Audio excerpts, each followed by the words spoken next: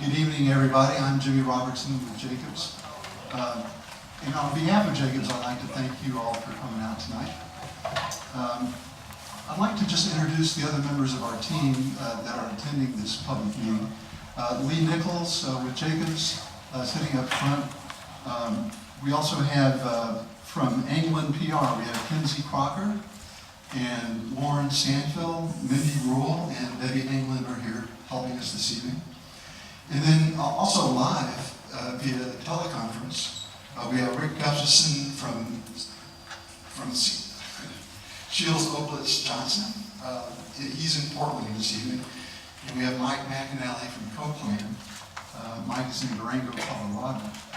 Both these guys we would have liked to have had here in person this evening, but due to scheduling and other problems like flight cancellation, we weren't able to get them both here. But they are going to be participating in the meeting during the question and answer session via the phone. So our agenda this evening is pretty straightforward. We're going to have a presentation from Lee Nichols here in a second, followed by a question and answer session.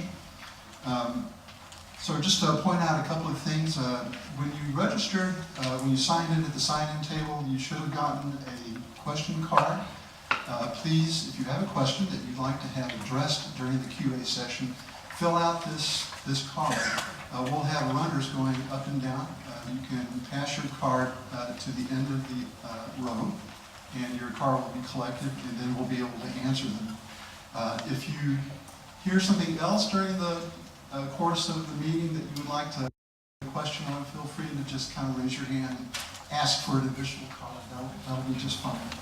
They'll give you an extra card.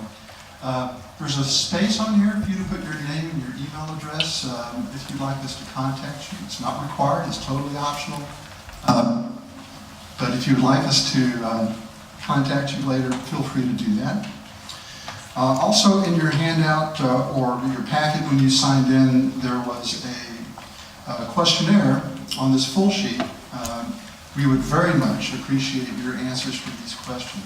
There's also some space for you to write your thoughts about the route options. And please do use the back of the page if you have need for more space. I think with that, Lee, we'll go ahead and have the presentation.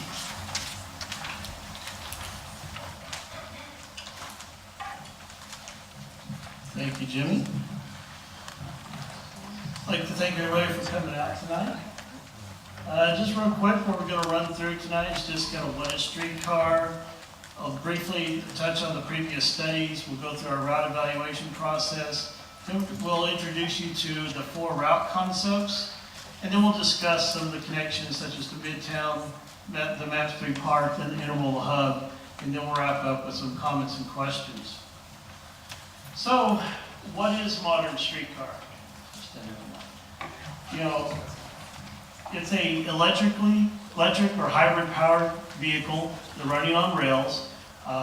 You could also, there's a possibility of a propulsion system that uses CNG that we're looking at. The steel rails are embedded in the street. They run in mixed traffic. So most of you saw the video that we're running beforehand, and these vehicles run just like a regular car. They have brake lights, blinkers, headlights. They have to follow all the traffic laws that anybody driving a vehicle needs to follow. They average 8 to 12 miles per hour in between stops. They can reach a maximum speed of 35 miles per hour. And they'll run anywhere from, say, 10 to 15 minute frequency, so that's the time between stations. So one of the benefits of modern streetcar is that whenever you get to a stop, you know within the next 10 or 15 minutes there'll be a train coming by to pick you up. So you don't necessarily have to have a schedule. Say, okay, the bus is every 30 minutes or every 45 minutes. You can go down, you know, the minute you're at the stop, you'll have a train within 10 or 15 minutes. The stations, they're separated by every 2 to 3 blocks. The streetcar can run either on the inside lane or the center lanes. They're very flexible on how they can run. And they can run adjacent to on-street parking. So, you can, where we have curbside parking today, you can still park there. It's kind of neat. What you do is there's a white line striped. As long as every piece of your car is inside that white line, you're nice and safe. And then sometimes at some intersections, the streetcar will have signal priority, and that's where the vehicle, gets an extended green or a shorter red to go through that intersection.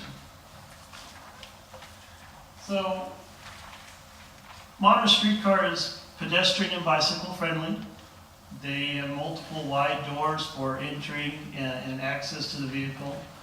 They have bike racks on the inside, so if you're a bike rider, you can ride your bike to the stop, take it on board, and there's racks where you can place your bike and go to your final destination.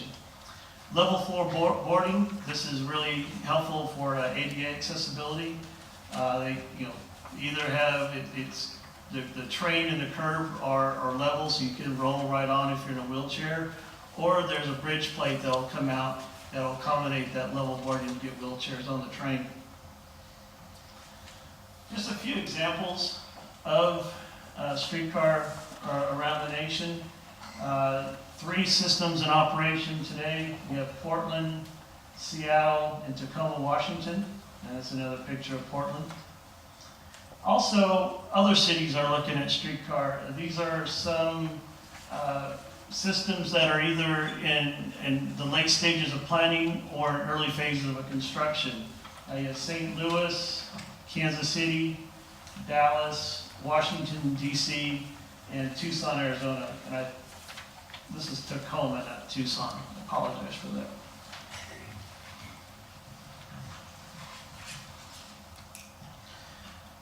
Streetcar is very popular around the nation. You can see through the map here the systems that either have an operating system, and these include the modern streetcar or the replica historic streetcar, and also the cities that are currently in the planning phase. Just to kind of take you back to where we started and how we got to where we are today, we began back in 2004 with the fixed guideway study, where we identified a long-range transit system plan, which included streetcar, commuter rail, bus rapid transit, and enhanced bus system. After that concluded, the city decided that streetcar is what would be a good investment for Oklahoma City. So we began the Let's Talk Transit program, which reached out to it was a series of public meetings. We had about 300 attendees and over 1,100 comments online, which looked at what those potential routes could be for the streetcar. After that concluded, we started what's called the alternatives analysis, which is the Federal Transit Authority process for, the process you go through to try to receive federal funding. The alternatives analysis concluded with what we call the LPA, which is this picture here, that was formally adopted through COPTA, and is something that we looked at in our planning study here. And then also we had the Intermodal Hub Master Plan, which identified the Santa Fe Station as the preferred location for an intermodal hub. And this is where Amtrak, commuter rail, future high-speed rail would all come into downtown. So the MAPS 3 streetcar, it's broken into 2 phases for funding. We have phase 1, which is $104 million, where $94.4 million of that is set aside for the streetcar, and $9.7 million of that is for the purchase and some minor renovations to the intermodal hub. And then phase 2 is $24.7 million. So that would be an additional extension to the phase 1 route. Now phase 1 is scheduled to be open in 2017, while phase 2 is scheduled for 2021. Now, we've gone through a long process, the several months, where we gathered input from the MAPS 3 subcommittees, which is the Park Convention Center and also the Transit Subcommittee. We've met with various downtown stakeholders, city staff, and COPTA, and we also gathered current and projected data for housing population, or housing employment, and future development. And from that information and our discussion with stakeholders, we developed evaluation criteria to evaluate our route options. Now, our evaluation measures include serving key destinations, integrating with the existing transportation network, and I'll give you a little more detail on each of these. So serving key destinations include, connecting to the MAPS projects, connecting neighborhoods and districts. Integrating with the existing transportation network does it serve the intermodal hub? Does it serve the existing Metro Transit Center? And integration with other modes of transportation, such as bicycles. Does it maximize economic development? Does it revitalization of the neighborhoods or the districts? Does it increase the potential for mixed-use development?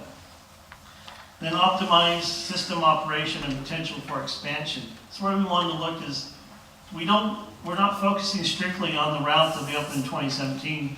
This is a first of a long investment. And how can this initial phase be expanded long-term to create a system for the whole of Oklahoma City? We have technical considerations that, utilities. Probably one of the most expensive items in building a streetcar system is utilities and having to relocate utilities. So if we can identify those early on, that could avoid some major costs in the long run. We took a geometric analysis. We looked at several intersections and turns and said, can the streetcar do this? Will it fit? And then finally, we came up with some order of magnitude cost projections. Now, a little more on these cost projections. These include, architectural engineering, design, land and site preparation, rail and vehicle procurement. So all the items, these costs, these are just very preliminary planning level costs, and these will be refined as we move further along in the process. And ultimately, our goal is to manage the scope and design to stay within that phase one budget of that, the $94.7 million. So we come up with we looked at 8 total routes, and 4 really rose to the top.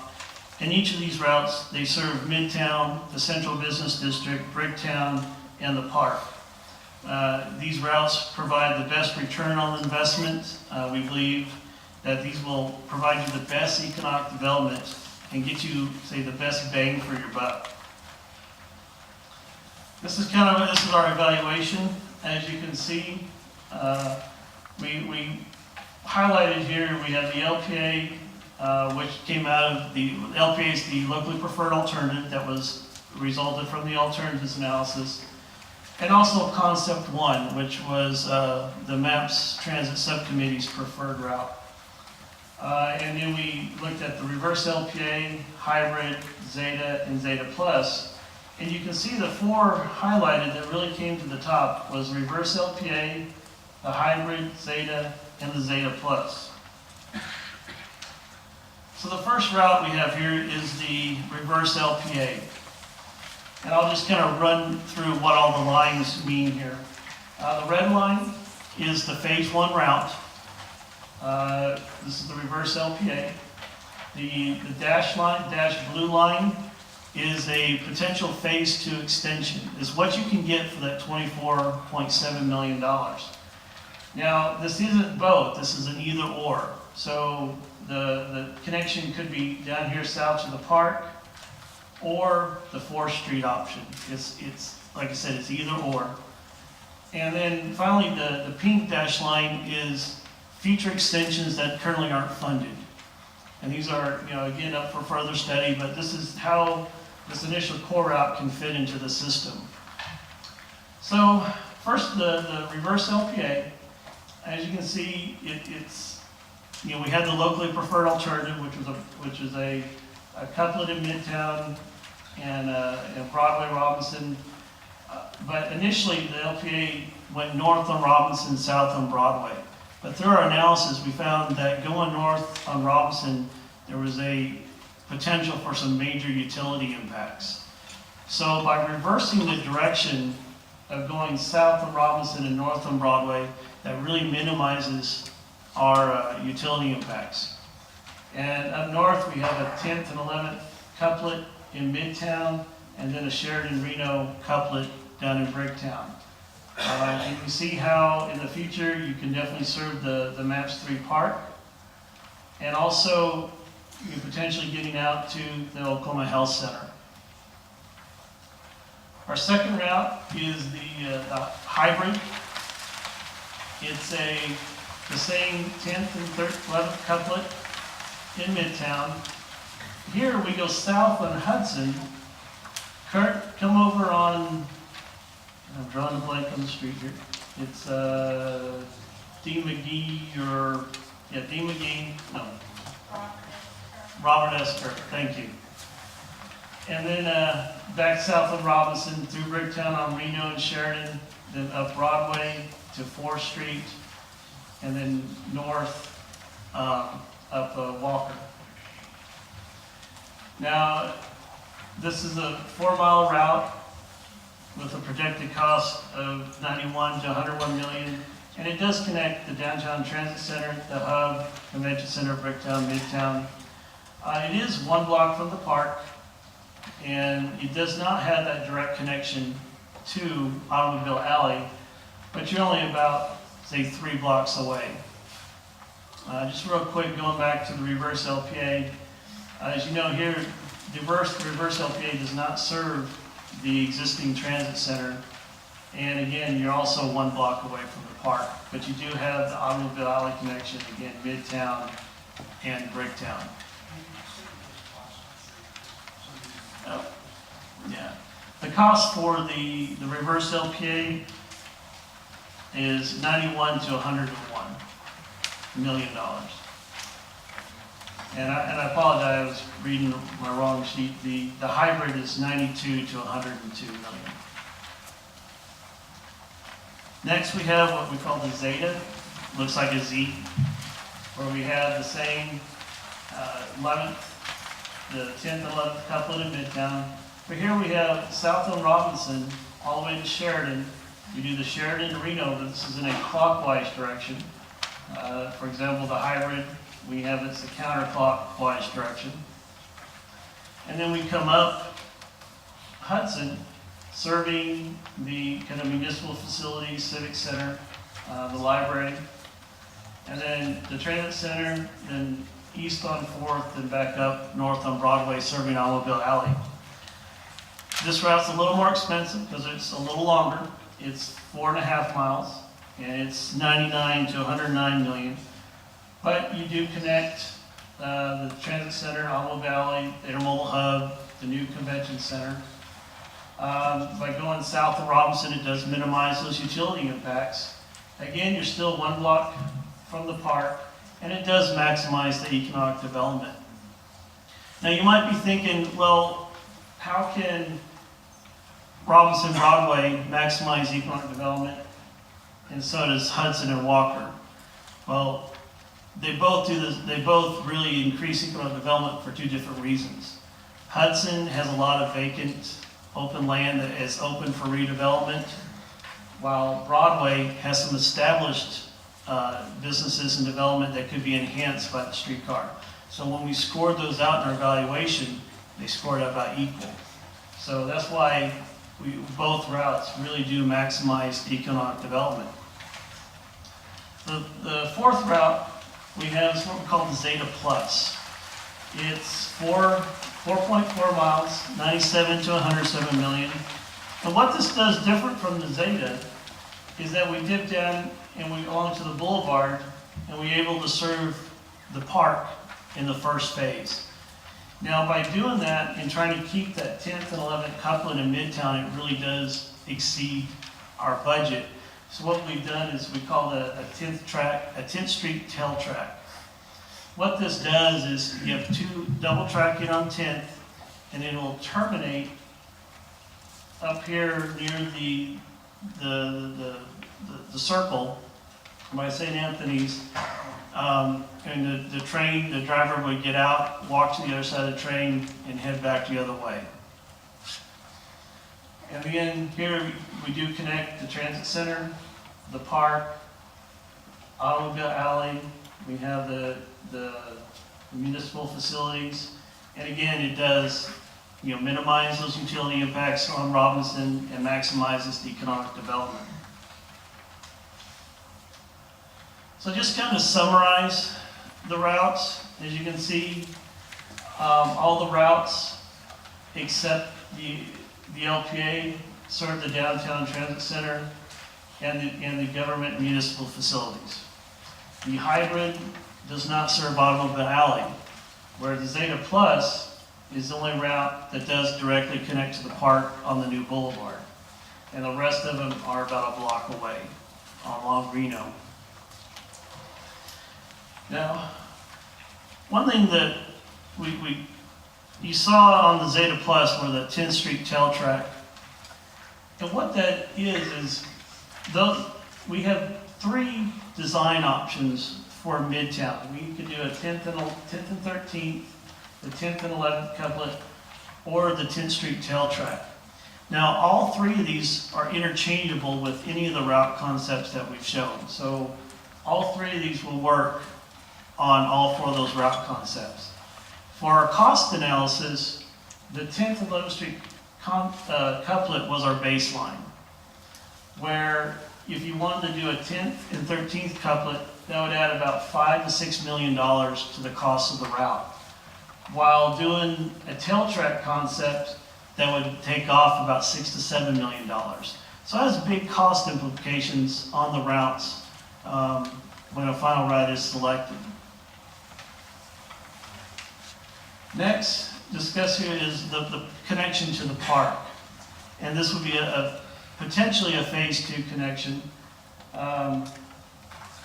where on the reverse LPA, the hybrid and the Zeta, reverse LPA and hybrid, you have coming south of Robinson along the new boulevard, going to the west side of the park, and then north on Walker back to the route.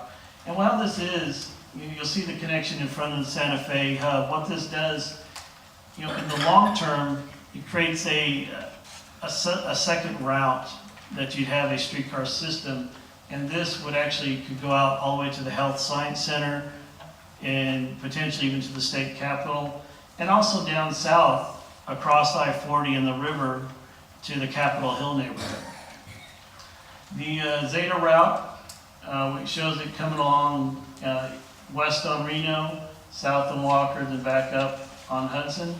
And in the Zeta Plus, where we do have that initial phase 1 connection, it could be extended south on Walker and then again north on Hudson to serve that connection going south. So kind of our next steps in the next several months is we'll be finalizing some ongoing studies.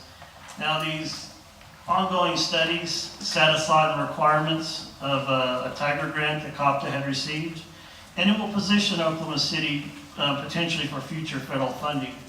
And this includes the climate livability principles, health impact analysis, economic development assessment, ridership analysis, and some visualizations.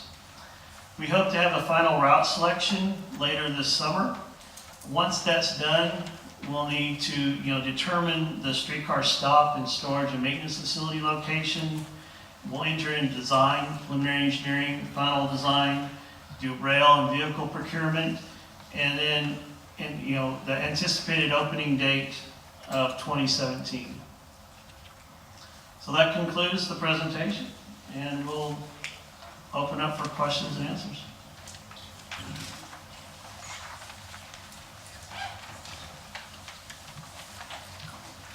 Okay, everyone filling out their question card, passing them in. We've got some coming in up front here. Thank you, Nicole.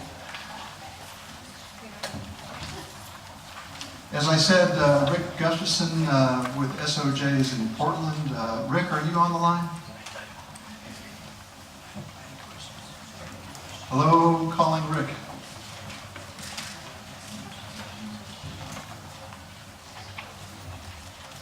Next to me is Rick. Hey, Rick.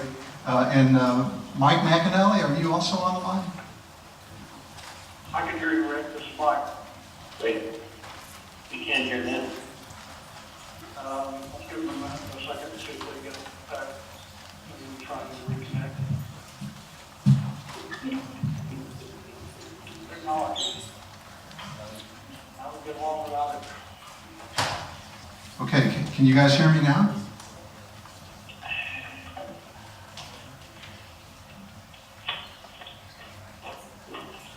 Okay.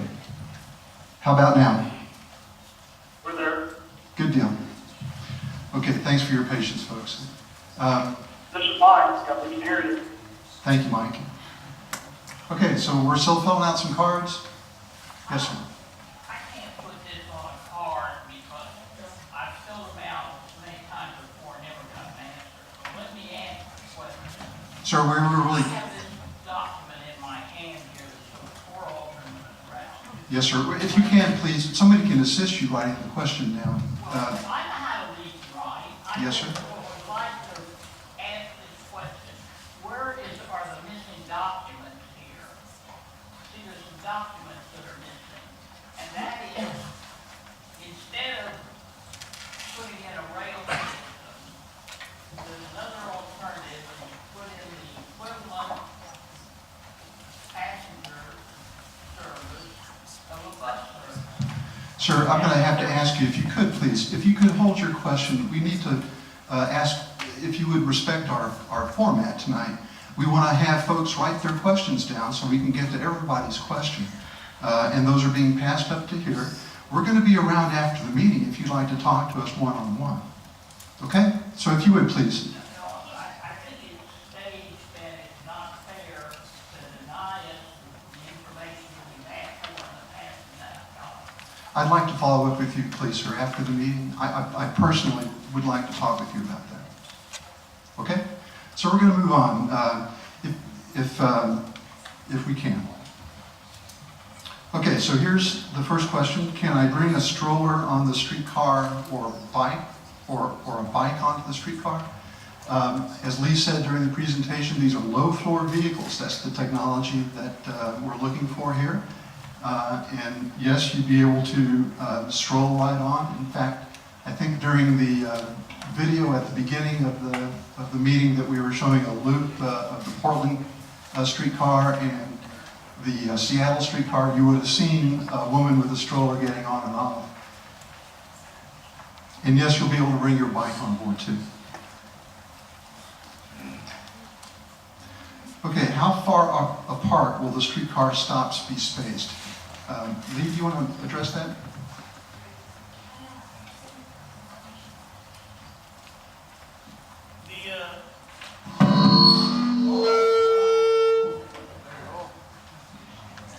Okay, well, there we go. The streetcar stops will be, say, every 2 to 3 blocks, usually.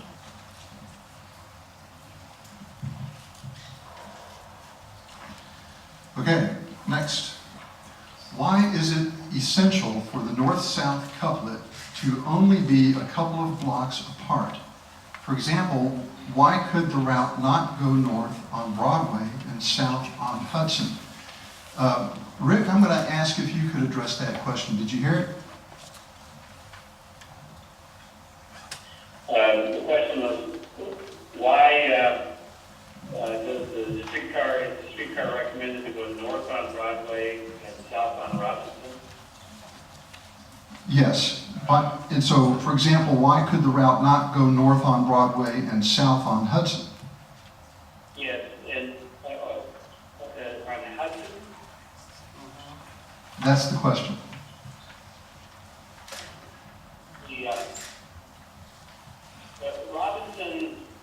Robinson is the main driver of the discussion about directions, because when on Robinson, we recommended going south on Robinson.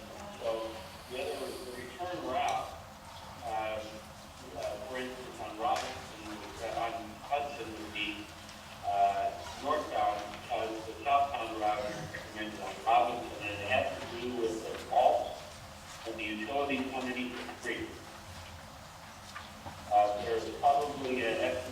considerable more expense to try to put a track in the eastern lane of Robinson and going to the western lanes of Robinson. We would avoid a lot of those, well, not entirely, because there's a lot of utilities in Robinson, but that's the primary reason. Is the cost issue of using the northbound lane in Robinson. This is Mike, Jimmy. I think I might address the other part of that question of why only a 2-block separation instead of a wider separation between the northbound and southbound routes. And it's largely a matter of usability, intuitive understanding of the system. If you're going one direction and you get off at your destination, the immediate question is, where do I catch it to go back? And let's say you're going back to work or back to your hotel or back to the convention center. If you have to walk a long distance, more than 1 or 2 blocks, the nature of the topography in downtown Oklahoma City is that you will not be able to see over the ridge if you're standing in Robinson and looking for a station over at Hudson. It's that ability to recognize where the opposing travel station is located, and we found that a 1 or 2 block separation is workable and fits the geometry of downtown in Oklahoma City, and it's proven to be the case in other cities as well. Thank you, Mike. Next, why do the north-south route separations only span 1 block? Why not use Walker and Broadway for the north-south route? It looks like you are not going to 13th. Why would you not go to the area with the most residential rooftops, like Heritage Hills? Rick? I'm having trouble hearing that question. Rick, I'll read it again. Why do the north-south route separations only span 1 block? Why not use Walker and Broadway for the north-south route?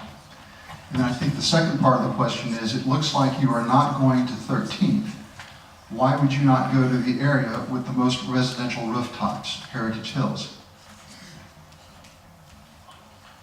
I'll take a stab at that one. It's very similar to the previous question. I think that whether you look at Broadway and Walker or Robinson and Hudson, that wider spacing between the north and the south routes is going to cause more confusion by the riders on the system. We looked at all those alternatives, and it comes out that the largest number of high priority destinations are likely to be served by that couplet using the Broadway and Robinson alignment in any of these 4 alternatives. And so what about the question, so either The Rick, second part of the question, Jimmy, was about rooftops along 13th. yeah, why not go to 13th? And Mike, I heard that question, I'm sorry. I would recommend you go back to slide 20. Can you get to slide 20? If you can, because that's the one that really describes the midtown connection option. When you're talking about 13th, and you certainly can. One of the options is to move up to 13th and back to in midtown. But you can see that it's a fairly straightforward cost analysis of the whole group is $5 to $6 million more. The baseline is the 11th and 10th, and then the least expensive option, probably another $5 to $6 million savings, is the tail track using 10th as a two-way street. It's a cost issue. Okay, thanks, guys. Okay, next question. Why build a rail-based system instead of a rubber tire system?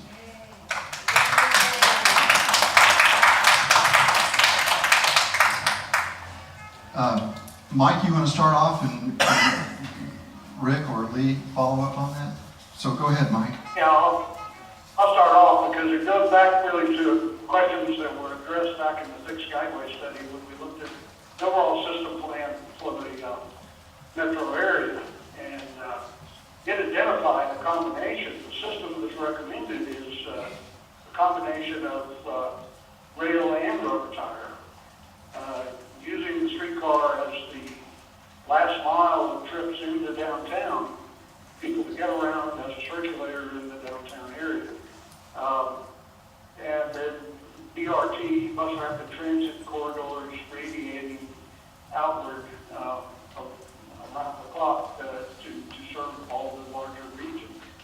And then 3 major commuter corridors with commuter rail from Edmond and Norman and Midwest City coming into downtown Oklahoma City, and all of that interconnects at the hub. If you go a little more specific about the difference between rail streetcar as opposed to rubber-tired trolley bus systems, I think that's a question that Rick is better qualified to address. I'll throw back to you, Rick. I'm happy to provide that answer.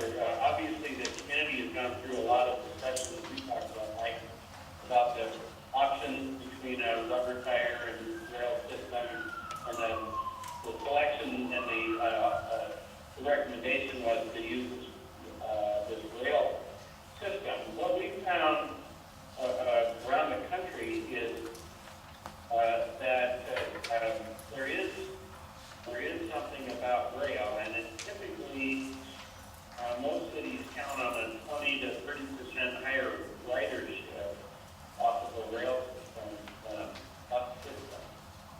That's pretty well accepted as a rule, and it's demonstrated by the high amount of weekend ridership. So a lot more choice riders, people who have a choice of a car or a transit. Choice riders would tend to ride the rail system and not necessarily choose to ride the bus. And so that's one very well-known factor. Then when you dive into the actual operation of the load, a lot of these starts to come to you. The rail line is on a rail, and therefore its ride is much smoother than a bus, but it's subject to all of the unevenness of the streets and so forth. Those are other factors. But there's clearly a preference that was expressed in the election for rail, and there is a recognition that rail in its permanence can have an effect on the types of developments that occur around it. So certainly this is a broader thinking than simply providing mobility, but it's part of creating the urban environment that we invested in. Okay, thanks, Rick. Thank you, Mike. Lee, will parking be eliminated on the routes? There will be some minor impacts to on-street parking, off-street, garage, surface off parking that won't be affected necessarily by the streetcar, but on-street parking could be. Where you have your stops, you may lose a space or two to accommodate that spot. But other than around stations, there should be no impact to parking along the route. And how much will it cost to ride the streetcar? That hasn't been determined as of yet. That's something that it's going to be a policy decision, and that hasn't been determined, so we're still analyzing that. Will the entire route be under construction at the same time? No. Typically, streetcar is usually under constructed. They do it in a 2 or 3 block spans. And Rick, you could probably provide a little more detail on how long each section takes. So I'll let Rick kind of expand on that somewhat. And happy to. No question, the preservation of parking along the streets are actually an important priority because they represent additional active people. So the combination of all that makes sense. But how much parking is affected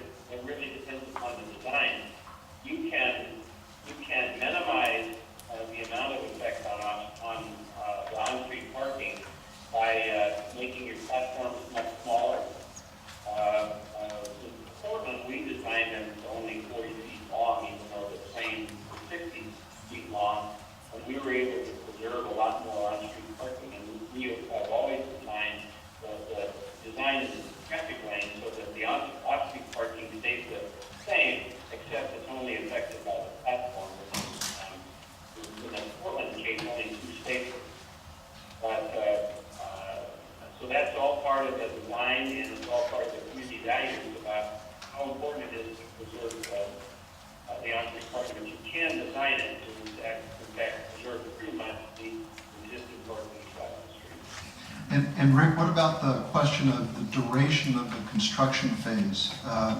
As Lee pointed out, you kind of go block by block, so it's not all under construction at the same time.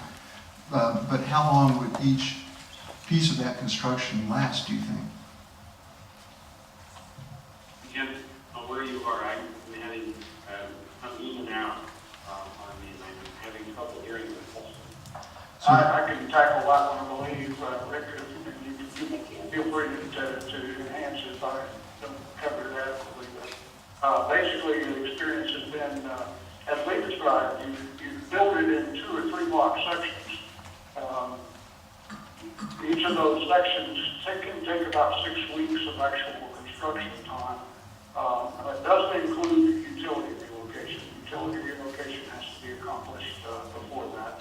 But once you're ready to begin the construction of the line, 6 weeks moving along at big block clip. So the impact on individual businesses is limited to about that limited period. Good, thank you, Mike. I would agree. Rick, I'll try to speak a little softer, louder, or something. Next question, will the streetcar cause traffic congestion?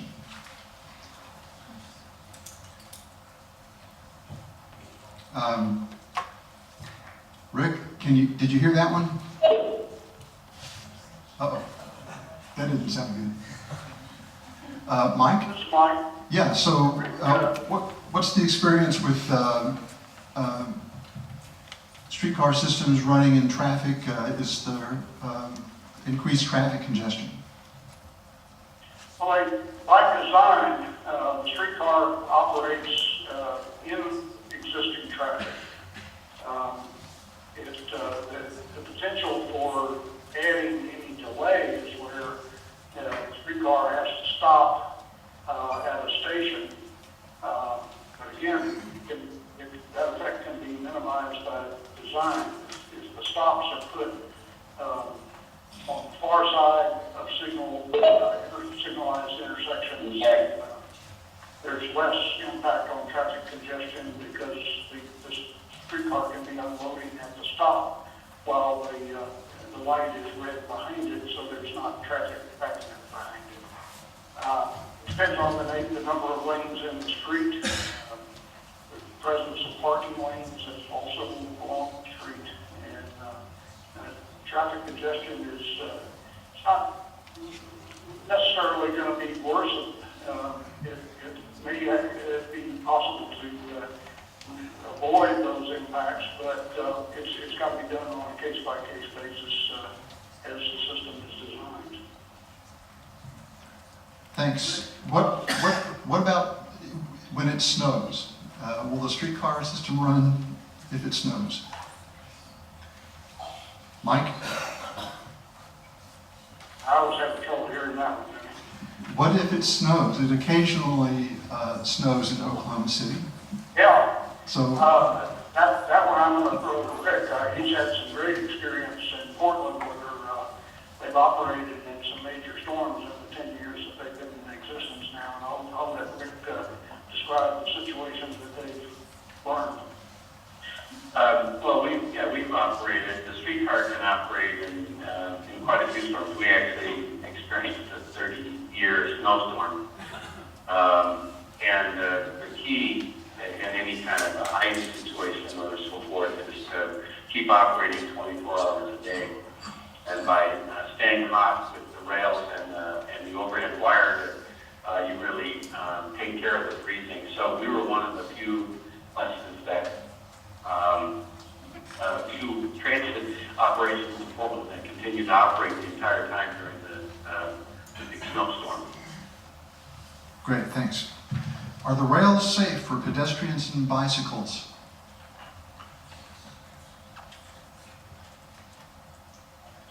Rails, the question was that are rails a problem for bicycles? Or pedestrians, yes, sir. Yes, rails and bicycles have a great deal of trouble working together. And so I think a lot of these problems is that, that the bike wheel gets caught in the rail lines. And you can have a bike that's caused by the rails. So it's very important to pay attention to design, how you design the location for bicycle access. The bicycles are a very important part of a community component, and of course safety on bicycles is essential for people choosing to ride bikes. But a lot of these can be handled by design, and we've worked on more and more techniques with URS here and in Seattle to develop design techniques. Primarily what you want to do is make sure that you create a space for the bicycle that is not caught in conflict with the tracks. And then when they cross the tracks, to the extent possible, you get them to cross at 90 degrees. Thank you. Okay, next. How often will the streetcar pick up passengers at any one stop? How long? How often will the streetcar pick up passengers at any one stop? Lee? The system will be designed to run, say, we mentioned in the presentation every 10 or 15 minutes. So at one particular station, you'll have a train, say, during your peak morning rush, every 10 minutes. Well, say in the afternoon, lunchtime, you could have a train every 15 minutes. Then when the evening rush, you could have it every 10 minutes again. But that could be adjusted based on demand, depending on when it's used. If there's an activity downtown, those times can be adjusted. But normally, you get a train, say, on average, 8 to 12 minutes at one particular stop. Thank you, Lee. So this next question, Rick, I'm going to throw to you. It's been answered partly so far. During construction, how long will the street be out of service for drivers and businesses? Just a couple of questions ago, we talked about maybe 2 or 3 sections at a time, blocks at a time, might be under construction for up to 6 weeks. But I think in Portland there was a big emphasis on the maintenance of access to businesses and other residents and business owners along the line. Rick, do you want to talk about that? It's important to maintain that access to businesses. You can even design the construction plans so that with some parts of it, we've actually been successful in limiting the contractor to just the lane they're working in, so that the sidewalk and the other remaining lanes remain open the entire time the construction is being conducted. So that by limiting the space that the contractor works in, you can limit your impacts on the businesses. So that you still have sidewalk access and you still have street access, but the parking lane, let's say, and the construction lane would be taken out for the 6 weeks for which the construction will occur. So you can, with a lot of effort and good design, you can really significantly limit the impact on the business of the adjacent businesses. Thanks. There are some places where you won't avoid that, where you've got a major utility replacement or something else, so that you've got two types of work that you have to do in a particular area of the street. But through most of it, you'll be able to operate on that 6-week construction schedule, and you'll be able to operate with the remaining lanes remaining open the entire time. So you haven't really cut off access. Okay, thank you, Rick. We have a lot of questions to go. I'm going to ask you guys to keep your answers concise, if you would, please. No need to go into a lightning round here, but we will try to pick up the pace. So how will the streetcar serve the blind or disabled? Mike, you want to take that? Repeat the question, please. How will the streetcar serve the blind or disabled? By law, they have to be fully accessible for ADA purposes, Americans with Disabilities. level boarding is the key factor that all or a portion of the floor of the streetcar, depending on which vehicle manufacturer is ultimately selected, will be level with the boarding platform at the stops. Some designs use a extendable bridge plate, basically to cover the gap and ensure that there is a smooth ramp between the platform and then into the floor, the low floor of the vehicle. There are spaces reserved for use by mobility challenged persons, both seating and spaces for wheelchairs. So it's fully accessible and usable by people with any of those challenges. And for people who are blind, there are audio and tactile prompts, correct? Yes. ADA requires, for instance, your pay machines to have audio messaging on them, so to be compliant with the Americans with Disabilities